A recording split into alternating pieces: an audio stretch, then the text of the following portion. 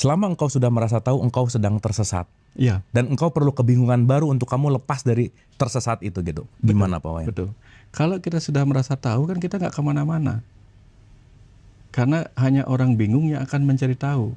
Ketika dia terus bingung, dia terus mencari tahu, mendapat tahu lebih banyak, tahu lebih banyak, tahu lebih banyak. Makanya sengajalah semesta itu menciptakan kita nggak tahu apa-apa. Karena nggak tahu apa, jadi cari tahu. Karena cari tahu, dikasih tahu. Karena dikasih tahu, jadi banyak tahu. Oke.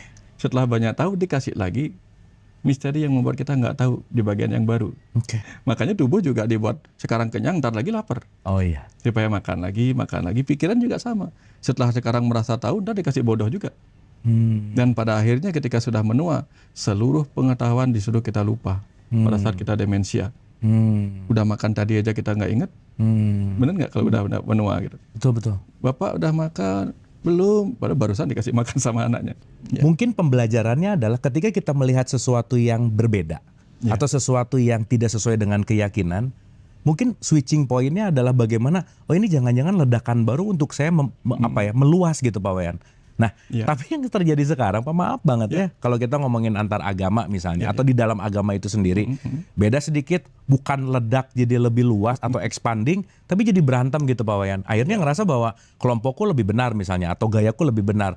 Fenomena apa sih yang terjadi terhadap concern si dogma doktrin agama ini yang justru malah harusnya saling meledakkan, tapi jadi saling dalam tanda petik, ya balik lagi ya, tidak menumbuhkan gitu Pak Wayan? Iya. Kita tahu Kang, ledakan yang terbesar itu namanya ledakan nuklir. Ledakan itu terjadi ada positif, dan namanya nuklir kan tetap di luarnya pasti ada keliling-keliling juga kan? Iya.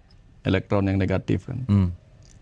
Apa yang ada di antara elektron yang negatif dengan proton yang positif? Ada yang netral. Oke. Kehadiran yang netral itulah yang menyebabkan mereka bisa menyatu. Oke. Jadi seperti lampu. Ledakan itu kan terjadi ketika ada percikan. Percikan api. Api bisa menjadi pencerahan. Tapi yang menyatukan mereka siapa? Yang netral itu. Ya. Kalau yang netral hadir di tengah-tengah positif dan negatif itu terjadi ledakan kamu. Karena dibutuhkan yang netral atau neutron itu sebagai orang yang bijaksana.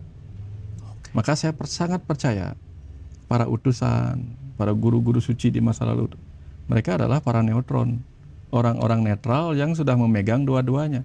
Oke. Yang ada sekarang itu apa? Yang pemimpin dari proton, pemimpin dari yang positif, pemimpin dari yang negatif.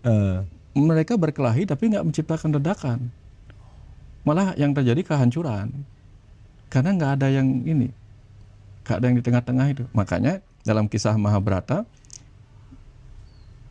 mungkin terjadi pertempuran yang batal karena Arjuna nggak mau bertempur, atau bahkan dia kalah karena dia menyerah. Saya nggak mau bertempur, saya menyerah. Biarlah Hastina semuanya diambil sama Korawa. Ya, karena Korawa punya pemimpinnya, Pandawa nggak punya orang netral. Akhirnya ketika Krishna hadir sebagai orang netral, mengajaknya ke tengah-tengah, maka pertempuran itu menghasilkan ajaran yang mind blowing yang disebut Bhagavad Gita, pesan-pesan kehidupan.